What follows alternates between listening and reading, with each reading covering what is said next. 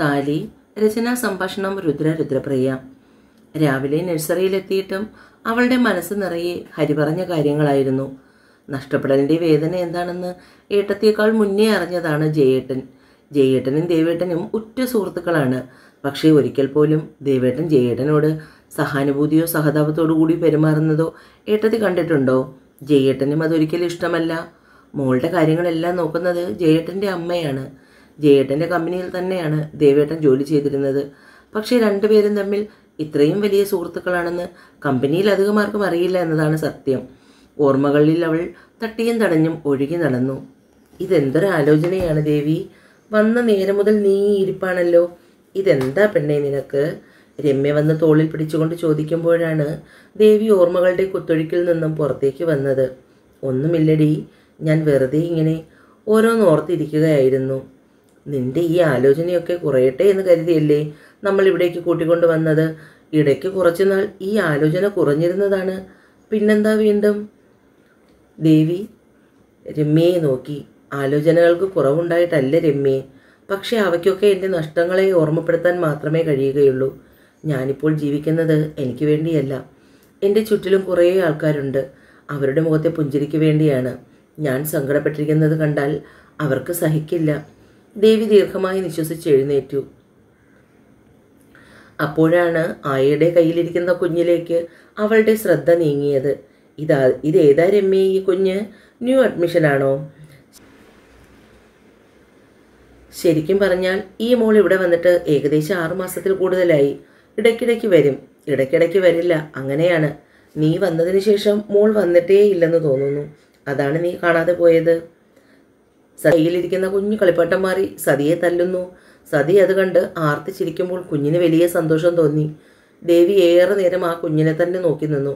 അതിനുശേഷം സതിയുടെ അടുത്തേക്ക് ചെന്ന് അവളുടെ നേരെ കൈനീട്ടേണ്ട താമസം പെണ്ണ് ദേവിയുടെ നേർക്ക് ഒറ്റച്ചാട്ടം. പല്ലില്ലാത്ത മോണകാട്ടിയുള്ള അവളുടെ ചിരി കണ്ടപ്പോൾ ദേവിയുടെ മുഖം സന്തോഷം കൊണ്ട് വിടർന്നു. അവളുടെ മൂക്കുത്തിയിലെ കുഞ്ഞു വിരൽ കൊണ്ട് തൊട്ടു. പിന്നെ പതിയെ അത് പിടിച്ച് തിരിച്ചു. അവളുടെ ഹൃദയം തേങ്ങി. അമ്പൂട്ടനെ ഓർത്ത് കണ്ണു നിറഞ്ഞു.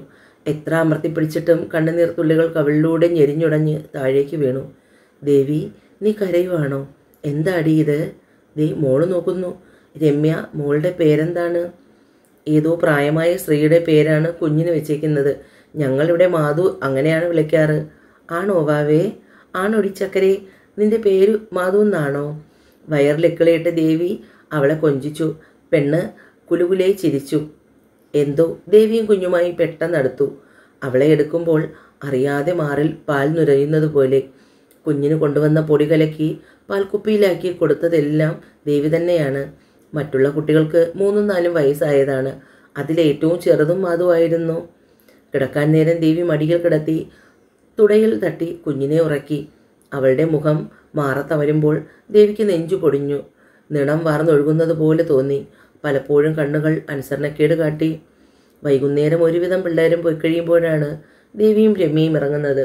ബാക്കി കുട്ടികൾ പോകുന്നത് വരെ മറ്റൊരു ടീച്ചറും സതിച്ചേച്ചിയും കൂടി നിൽക്കും. അങ്ങനെയാണ് പതിവ്.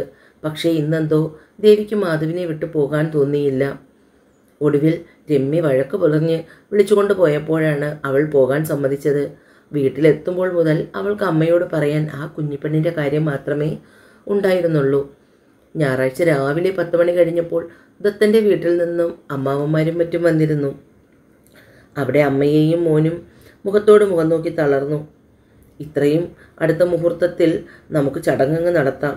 പിന്നെ ഇവിടുത്തെ കാര്യങ്ങൾ അറിയാം. മൂത്തയാൾ പോയിട്ട് അധികമായില്ലെന്ന്. നിങ്ങളുടെ താല്പര്യം അതിന് മുൻതൂക്കം കൊടുത്തേ കാര്യങ്ങൾ തീരുമാനിക്കൂ. എന്നോടവൾ എല്ലാം പ്രത്യേകം പറഞ്ഞു വിട്ടിട്ടുണ്ട്. അതാണ് ഞാൻ എല്ലാം പറയുന്നത്. മുഷിച്ചിൽ തോന്നരുത്. കൂടെ വന്ന അമ്മാവൻ പറഞ്ഞു. ഞങ്ങൾക്കും ലളിതമായി നടത്താനാണ് താല്പര്യം. ദേവൻ ഒരുപാട് ആഗ്രഹിച്ചിരുന്നു അമ്മുവിൻ്റെ വിവാഹം.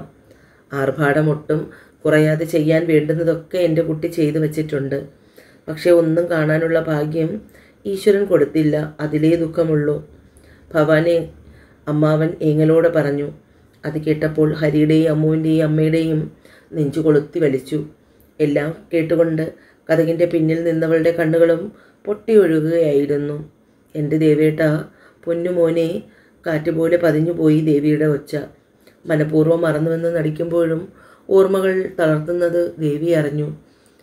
തൊണ്ടവരെ വന്നെത്തിയ കരച്ചിൽ ചുണ്ടുകൾ കൊണ്ട് കടിച്ചു പിടിച്ചു. വലത് കൈകൊണ്ട് വായ പൊതിഞ്ഞ് അവൾ അകത്ത മുറിയിലേക്ക് ഓടി. ചുറ്റമ്പലം വലം വെച്ച് രമ്യയും സിദ്ധുവും തൊഴുതു പുറത്തേക്കിറങ്ങി പതിവ് പോലെ അമ്പലക്കുളത്തിൻ്റെ പടവിലേക്ക് ചെന്നിരുന്നു. എങ്ങനെയുണ്ടടാ ദേവി ഇപ്പോൾ? സിദ്ധുവിൻ്റെ ആദ്യത്തെ ചോദ്യം തന്നെ അതായിരുന്നു. ഇപ്പോൾ മാറ്റമുണ്ട്, എങ്കിലും പെട്ടെന്ന് മറക്കാൻ പറ്റുന്ന മുറിവല്ലല്ലോ അവളുടെ ജീവിതത്തിൽ ഉണ്ടായത്. സമയമെടുക്കും. വിധി എത്ര ക്രൂരമായ ഇടപെടലാണ് ദേവിയുടെ ജീവിതത്തിൽ നടത്തിയതല്ലേ സിദ്ധുവേട്ടാ? ഹരിനന്ദനം. തറവാടിന് മുന്നിൽ JKയുടെ വൈറ്റ് ഇന്നോവ പാർക്ക് ചെയ്തിരിക്കുന്നു. മഹേശ്വരിയമ്മ പൂജാമുറിയിൽ നിന്നും പുറത്തേക്ക് വന്നു. 70 വയസ്സ് പ്രായമുണ്ട് അമ്മയ്ക്ക്. രാധേ, അടുക്കളയിൽ നോക്കി നീട്ടി വിളിച്ചു മഹേശ്വരിയമ്മ. ഓ മഹിയമ്മേ, ബ്രേക്ക്ഫാസ്റ്റ് ആയോ? കുട്ടൻ ഇപ്പോൾ വരും. എല്ലാം എടുത്തു വയ്ക്കേണ്ട താമസമേ ഉള്ളൂ. എന്നാൽ എടുത്തേക്ക്. അവനിനി കാത്തിരിപ്പുണ്ടാക്കിയെന്ന് വേണ്ട. രാധ അടുക്കളയിലേക്ക് പോയി. ഇഡ്ഡലിയും ചട്നിയും സാമ്പാറും എടുത്ത് ടേബിളിൽ നിരത്തി വെച്ചു. കൃത്യം 8 മണി കഴിഞ്ഞതും JK താഴേക്ക് വന്നു. മഹേശ്വരിയമ്മ അടുത്ത് നിന്ന് അവൻ ആഹാരം വിളമ്പിക്കൊടുത്തു. കഷ്ടിച്ചൊരിഡലി കഴിച്ചു. JK എഴുന്നേറ്റു. എൻ്റെ കുട്ടാ, ഇതെല്ലാം ഉണ്ടാക്കി വെച്ചിട്ട് നീ ഒരെണ്ണം മാത്രം കഴിച്ചിട്ട് പോകുവാണോ? അവർ സ്നേഹത്തോടെ മകനെ ശാസിച്ചു. മതിയായിട്ടാ അമ്മേ, വിശപ്പില്ല. അത് പറഞ്ഞാൽ പറ്റില്ല കുട്ടാ. എവിടെ പോയി എൻ്റെ കുഞ്ഞിൻ്റെ വിശപ്പും ദാഹവുമൊക്കെ? നീ വീണ്ടും പഴയ പോലെ ആകുവാണോ എന്ന് അമ്മയ്ക്ക് പേടി തോന്നുന്നു. അവരുടെ പേടി എന്താണെന്ന് JKക്ക് മനസ്സിലായി. അമ്മേ, എൻ്റെ ജീവിതത്തിലെ ഏറ്റവും വലിയ നഷ്ടം സംഭവിച്ചപ്പോൾ വീണു പോകാതെ പിടിച്ചു നിൽക്കാൻ എന്നെ താങ്ങിയത് എൻ്റെ ദേവനാണ്. അവനും മോനും ഇന്നീ ഭൂമിയിലില്ല. ഭർത്താവും മകനും നഷ്ടപ്പെട്ട ദേവിയെ കാണുമ്പോൾ ഞാൻ അനുഭവിച്ച ഒരുപക്ഷെ അതിനേക്കാൾ കൂടുതൽ വേദന ആ പാവം അനുഭവിക്കുന്നുണ്ട്. വിധി എന്തിനാണമ്മേ ഇത്രയും ക്രൂരത ആ പെണ്ണിനോട് കാട്ടിയത്? അവൻ എന്നെ വിട്ട് പോയെന്ന് കരുതാൻ വയ്യ. ഒരമ്മയുടെ വയറ്റിൽ പിറക്കാൻ കഴിഞ്ഞില്ലെന്നേ ഉള്ളൂ. അവൻ്റെ JKക്ക് ഒച്ചയിടറി. അവൻ കൊച്ചു കുഞ്ഞുങ്ങളെപ്പോലെ അമ്മയുടെ വയറിൽ മുഖമമർത്തി കരഞ്ഞു. മഹേശ്വരി അമ്മയ്ക്ക് സങ്കടം സഹിക്കാൻ കഴിഞ്ഞില്ല. കുട്ടനെ പോലെയേ കണ്ടിട്ടുള്ളൂ. വീട്ടിൽ വരുമ്പോഴെല്ലാം അങ്ങനെ തന്നെയായിരുന്നു. ദിവസങ്ങൾ വേണ്ടി വന്നു ആ നഷ്ടപ്പെടൽ ഉൾക്കൊള്ളാൻ. അപ്പോൾ പിന്നെ ഒരു മനസ്സും 2 ശരീരവുമായി കഴിഞ്ഞവരല്ലേ? അവൻ എങ്ങനെ സഹിക്കാൻ പറ്റും? ഈ ഭൂമിയിൽ ജീവിക്കുവാനുള്ള സമയം ഓരോരുത്തർക്കും നിശ്ചയിച്ചിട്ടുണ്ട്. അത് കഴിയുമ്പോൾ മടങ്ങിയേ പറ്റൂ. പക്ഷേ ഇതൊക്കെ കണ്ടുകൊണ്ട് കുറച്ച് ഉറ്റവർ വീണ്ടും ഈ ഭൂമിയിൽ ബാക്കിയാവും. നീ തളർന്നാൽ അമ്മയ്ക്ക് പിടിച്ചു നിൽക്കാൻ കഴിയില്ല. ആ വൃദ്ധയുടെ മനസ്സിടറിപ്പോയി. നിന്റെ അച്ഛൻ നമ്മളെ വിട്ട് ബിസിനസ് പാർട്ട്ണറിൻ്റെ ഒപ്പം പുതുജീവിതം തേടിപ്പോയപ്പോൾ ഞാൻ തളർന്നിരുന്നില്ല.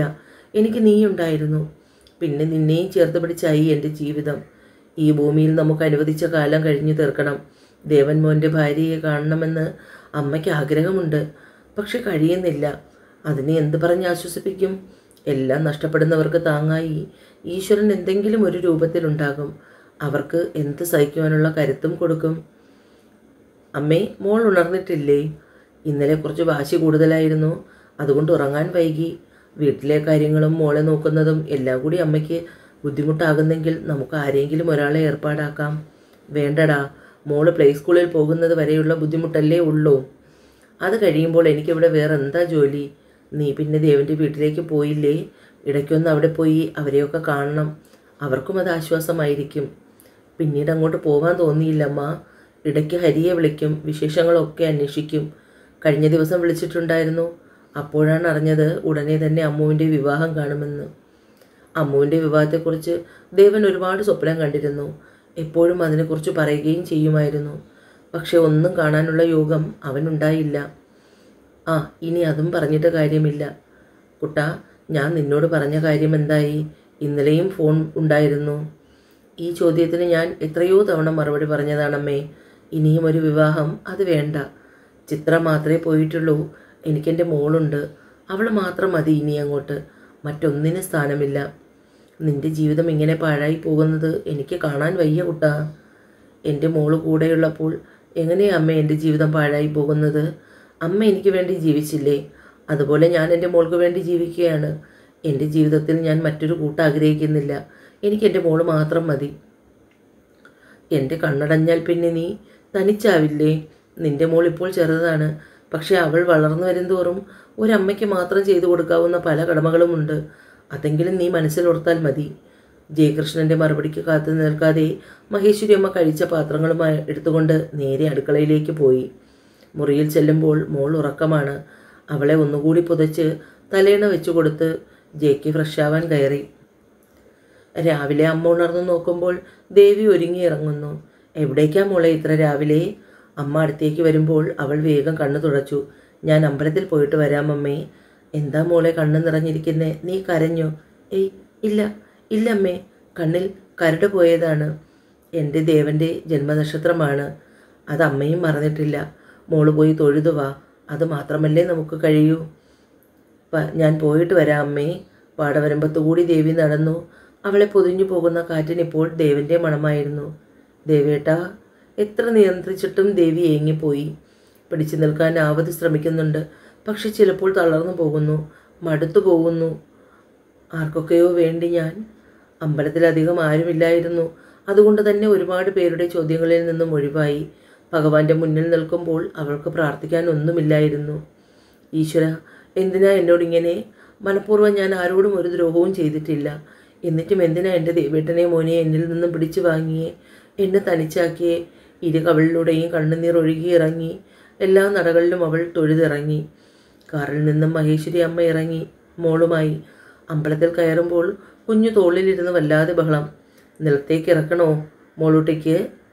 കുഞ്ഞിനെ താഴെ ഇറക്കി മഹേശ്വരി അമ്മ. അവൾ ഓടി അരയാൽ ചുവട്ടിൽ നിൽക്കുന്ന ദേവിയുടെ അടുത്തേക്ക് ഓടി. അമ്മ അമ്മ. മാതുമോളെ. മഹേശ്വരി അമ്മ പിന്നാലെ ഓടി. സാരിത്തുമ്പിൽ പിടിച്ചു വലിക്കുന്ന കുഞ്ഞു പെണ്ണിനെ കണ്ടപ്പോൾ ദേവി അമ്പരന്നു. മാതുമോള്. കുഞ്ഞിനെ വാരിയെടുത്ത് ദേവി ചുറ്റും നോക്കി. അപ്പോൾ കണ്ടു അവർക്കടുത്തേക്ക് വേഗത്തിൽ നടന്നു വരുന്ന പ്രായമായ അമ്മയെ. ഹൗ, എൻ്റെ മാതു, നീ എന്നെ ഈ അമ്പലം മുഴുവൻ ഓടിക്കല്ലേ? നിലത്ത് നിർത്തിയതും ഒറ്റ ഓട്ടമായിരുന്നു ഈ കുറുമ്പി. ദേവിയുടെ മുഖമാകെ നുള്ളിയും പിച്ചിയും നോക്കുവാണ് കുഞ്ഞു മാതു. അവളുടെ തോളിൽ ചാരി കിടന്നു. ആഹാ, അതിനിടയ്ക്ക് നിങ്ങൾ കൂട്ടായോ? സാധാരണ മോൾ ആരുമായും പെട്ടെന്ന് അടുക്കാറില്ല. ഇതിപ്പോൾ അതിശയമാണല്ലോ. ഞാൻ അറിയും മാതുമോളെ. എൻ്റെ ഫ്രണ്ടിൻ്റെ ഡേ കെയറിലാണ് മോള്. ഞാൻ കുറച്ചായി അവിടെ പോകുന്നുണ്ട്. ആ പരിചയമാണ്. അതു പറ, അതാണ് കാര്യം. അല്ലാതെ ആരുമായി അടുക്കില്ല മോള്. എന്നാൽ ഞങ്ങൾ തൊഴുതിട്ട് വരാം. മാതുമോളെ വിളിച്ചിട്ട് അവൾ ദേവിയുടെ അടുത്ത് നിന്ന് പോകുന്നില്ല. ഒടുവിൽ ഒരു വിധത്തിലാണ് അവൾ ദേവിയിൽ നിന്ന് അടർന്നു മാറിയത്. തൊഴുത് വേഗം വീടെത്തി മഹേശ്വരി അമ്മ വന്നിട്ട് വേണം കുട്ടന് പോകാൻ. കാറ് മുറ്റത്ത് വന്ന് നിന്നപ്പോൾ ജയ്ക്ക് പുറത്തേക്ക് വന്നു. എന്താ അമ്മേ ഇത്രയും വൈകിയേ? എനിക്ക് പോകാൻ സമയമായി. നീ കഴിച്ചോ കുട്ടാ? ഞാൻ വൈകിപ്പോയി. ഞാൻ കഴിച്ചു അമ്മേ. വൈകുന്നേരം വരാൻ വൈകും. അമ്മ എന്നെ കാക്കണ്ട. നേരത്തെ കഴിച്ചിട്ട് കിടക്കാൻ നോക്കണം. ബിസിനസ് മീറ്റാണ്. ശരി. മഹേശ്വരി അമ്മ ഇലച്ചീന്തിൽ നിന്നും ഒരു നുള്ളു ചന്ദനമെടുത്ത് ജയകൃഷ്ണൻ്റെ നെറ്റിയിൽ ചാർത്തി കൊടുത്തു. മാധുവിനെ എടുത്ത് കവിളിൽ ചുണ്ട് ചേർത്തു ജയൻ. അമ്മ അമ്മ. ജയൻ്റെ മുഖം ചുളിഞ്ഞു. മോളിന്ന് പുതുതായി ആരെങ്കിലും കണ്ടോ അമ്മേ? ആ, അതാണോ? ഡേ കെയറിൽ നിന്നുള്ള ഒരു കുട്ടിയെ അമ്പലത്തിൽ വെച്ച് കണ്ടു. അതിനെ കണ്ടപ്പോൾ തുടങ്ങിയത് ഈ അമ്മ വിളി. മോളെ ജയൻ്റെ കയ്യിൽ നിന്നും അമ്മ കയ്യിലേക്ക് വാങ്ങി. നിനക്ക് സമയമായില്ലേ? വേഗം പോകാൻ നോക്ക്, ഇല്ലെങ്കിൽ മോള് കരയാൻ തുടങ്ങും. അമ്പലത്തിൽ നിന്ന് വരുമ്പോൾ മുറ്റത്ത് കാറ് കിടക്കുന്നത് കണ്ടപ്പോൾ ദേവി നടത്തത്തിൻ്റെ വേഗം കൂട്ടി. വീട്ടിൽ നിന്ന് അമ്മയും ഹരിയും വന്നിട്ടുണ്ടാകുമെന്ന് അവൾ വിചാരിച്ചു. വിചാരം വെറുതെ ആയില്ല. ഉമ്മറത്ത് കയറുമ്പോൾ തന്നെ അകത്തുനിന്ന് ഹരിയുടെയും അമ്മുവിൻ്റെയും ഒച്ച കേട്ടു. അവൾ പ്രസാദം കൊണ്ട് പൂജാമുറിയിൽ വെച്ച് നേരെ ഹാളിലെത്തി. ഏട്ടത്തി അമ്പലത്തിൽ പോവുകയാണെന്ന് അമ്മ പറഞ്ഞു. എന്താ ഏട്ടത്തി ഇന്ന് വിശേഷം? അമ്മു ചോദിക്കുമ്പോൾ ദേവു മുഖമുയർത്തി ഭവാനിയമ്മയെ നോക്കി. അവർ കണ്ണുകളൊപ്പി. ഇന്ന് ദേവേട്ടൻ്റെ പിറന്നാളാണ്, അവൾ വേദനയോടെ പറഞ്ഞു. സോറി ഏട്ടത്തി, ഞാൻ മറന്നുപോയി. സാരമില്ല അമ്മു. എല്ലാവരും എപ്പോഴും ആരെയും ഓർത്തിരിക്കില്ല. മറവി ചിലപ്പോൾ അനുഗ്രഹമാണ്. വേദനിപ്പിക്കുന്ന ഓർമ്മകളെ മറവിയിലൂടെ മാറ്റി നിർത്താം. എനിക്കതിന് പോലും സാധിക്കുന്നില്ലല്ലോ. ഇന്നലെ അമ്മ പറഞ്ഞു ഇവിടെ വരണമെന്ന്. അത് ഇന്ന് ഏട്ടൻ്റെ പിറന്നാൾ ആയതുകൊണ്ടാണെന്ന് അറിഞ്ഞില്ല ഞാൻ, അവൾ കരഞ്ഞുകൊണ്ട് പറഞ്ഞു. ഹരി കയ്യിൽ കരുതിയ പാക്കറ്റ് ദേവിയുടെ നേരെ നീട്ടി. എല്ലാ വർഷവും ഏട്ടൻ്റെ പിറന്നാളിന് എൻ്റെ കണക്കൊരു കോടി പതിവുണ്ട്. ഇത്തവണയും ഞാൻ ഓർത്തു വാങ്ങി. ഏട്ടത്തിയുടെ കയ്യിലിരിക്കട്ടെ ഇത്. അവൾ ആ പാക്കറ്റ് വാങ്ങി നെഞ്ചോട് ചേർത്ത് പിടിച്ചു. തുറന്നു നോക്കി. ദേവേട്ടന് ഏറ്റവും ഇഷ്ടപ്പെട്ട ബ്ലൂ കളർ ഷർട്ടും അതിൻ്റെ മാച്ചുമുണ്ടും. മുഖത്തേക്ക് അമർത്തി ആ ഗന്ധം ഉള്ളിൽ നിറച്ചു. തിരികെ മടക്കി ഹരിയുടെ കയ്യിൽ കൊടുത്തു. ഇത്തവണ ഇതിടാൻ എൻ്റെ ദേവേട്ടനില്ല. ഹരി, ഇത് ഏതെങ്കിലും പാവങ്ങൾക്ക് കൊടുക്കണം. നിൻ്റെ ഏട്ടൻ്റെ പിറന്നാൾ സമ്മാനമായി. അത് മാത്രമേ നമുക്കിനി കഴിയൂ. വൈകുന്നേരം പോയാൽ മതി എല്ലാവരും. അമ്മ വന്നേ, നമുക്ക് റൂമിൽ പോവാം. ഭവാനിയമ്മയെ കൂട്ടി ദേവി അകത്തേക്ക് പോയി. അമ്മുവും ദേവിയും കൂടി അടുക്കളയിൽ കയറി. പാചകം അവരുടെ കണക്കായിരുന്നു. വൈകുന്നേരത്തോടു കൂടിയാണ് എല്ലാവരും തിരിച്ചു പോയത്. എല്ലാവരും പോയി കഴിഞ്ഞപ്പോൾ ദേവിക്ക് വല്ലാത്ത വീർപ്പുമുട്ടൽ തോന്നി. തുടരും. എൻ്റെ ചാനൽ എല്ലാവരും സബ്സ്ക്രൈബ് ചെയ്യാൻ മറക്കണേ കൂട്ടുകാരെ. എന്നാൽ മാത്രമേ ഞാൻ സ്റ്റോറി ഇടുമ്പോൾ നിങ്ങൾക്ക് നോട്ടിഫിക്കേഷൻ കിട്ടൂ.